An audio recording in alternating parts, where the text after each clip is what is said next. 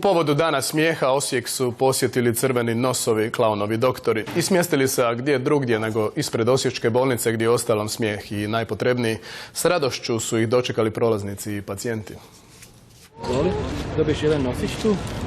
Danas sretan dan za 11-godišnjeg Domagoja. Došao je po mamu u bolnicu i zastao kod nešto malo drugčijih doktora. Crveni nosevi su klaunovi koji idu po bolnicama i zabavljaju sve,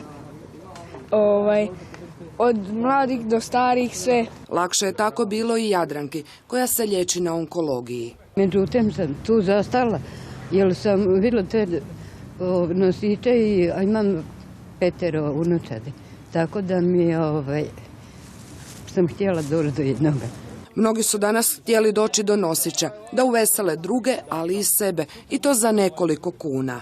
Crveni nosovi klaunovi doktori promoviraju svoju misiju donošenja smijeha i životne radosti za djecu i stare i nemoćne i sve one koji su potrebi. Zna biti teških slučajeva, zna biti nezgodnih, tako reći, situacija i prizora na koje nikako ne možeš naviknuti, ali zbog samog cilja i zbog tog nekog osmijeha isplati se svaki trud.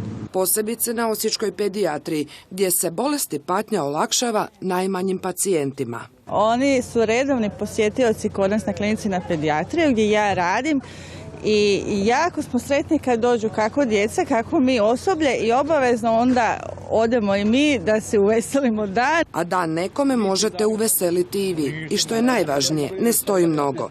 Tek osmijeh ili šala, koji itekako mogu olakšati najteže životne trenutke.